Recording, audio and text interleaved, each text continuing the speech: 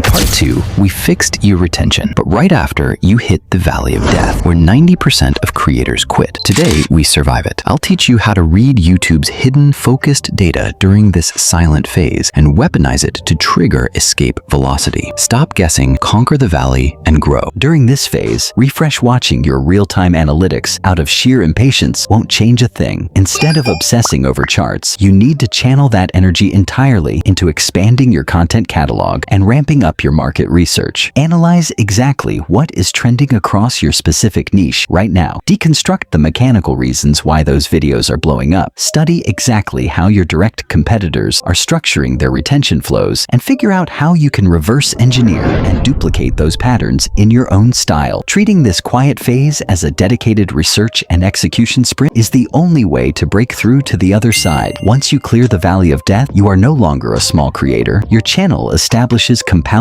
momentum, and your only job shifts to sustaining it. Now you finally understand exactly why the algorithm wasn't moving your content and what structural errors you were making in your past uploads. Now we arrive at the most critical phase of the video, the execution strategy. What is the exact blueprint and roadmap you need to deploy to scale this framework? Let's break down the blueprint. I am building this, assuming your channel currently sits somewhere between 10 and 1,000 subscribers. This exact framework is designed to carry you all the way to 100,000 subscribers. Your very first objective is focused data injection. You have to feed the algorithm clean, highly targeted data so it can accurately map out your ideal viewer profile. In simple terms, you need to create content consistently so the platform actually has an inventory of assets to test and suggest to viewers. However, as a small channel, you cannot afford to feed YouTube random data points. You must produce highly focused, hyper-targeted content. You cannot upload a completely random assortment of topics and expect the platform to miraculously find an audience for you. As I highlighted earlier, you must lock in your value consistency. That is the only signal that tells the algorithm exactly what your content represents and which specific user buckets it should be fed to. Right now, I can guarantee that 90% of the small creators reading this are failing at this exact step, which is why your channels are completely stagnant. I see countless creators who claim they run a gaming channel, but when I actually look at their upload history, they have one video on PUBG, the next on Free Fire, a third on GTA, and so on. Massive established creators can pull off that kind of variety because they already have a broad subscriber base. You cannot. While gaming might be your overarching niche, you must pick a hyper-specific sub-niche within it, and if possible, drill down into a subtopic of that sub-niche. The more pristine and hyper-focused your data stream is, the faster your channel will build initial algorithmic momentum. You can always widen your scope later down the road once you clear 5,000 loyal subscribers, but until you hit that benchmark, your growth rate is directly tied to how hyper-targeted and specific your topics are. To visualize this, look at the graphics on screen showing the umbrella strategy. Just like an umbrella starts tightly closed at a single point before expanding outwards, your content strategy must launch from a hyper-focused micro-topic before you gradually broaden your scope. Help YouTube collect your core seed audience first. It's the only way to scale out later. Once you execute step 1 and focus entirely on a single sub-niche, your impressions will naturally begin to climb. But remember, impressions do not automatically equal views. Even with a tight retention flow, you will still technically be navigating the valley of death at this stage, meaning you won't have definitive proof of whether the market actually wants the specific concepts you are dropping. This is why you must run a content validation sprint. At this point, you want to test various angles within your tight sub-niche. For example, say your goal is to build a channel in the massive fitness niche. From step 1, you already know you can't just target general fitness right out of the gate. That sits at the very top wide part of the umbrella strategy. So you drill down into a sub-niche, workouts for busy students. Since that is still a bit broad, you drill down one step further to find a hyper-specific subtopic, desk workouts. To validate whether this specific subtopic is a winner, you need to produce a dedicated batch of 10 to 15 videos covering desk workouts, but approaching it from completely different creative angles. For instance, a 7-minute desk workout, how this desk workout fixed my chronic back pain, or why standard gym workouts fail when you work at a desk. And I will discuss about this into our next upcoming videos.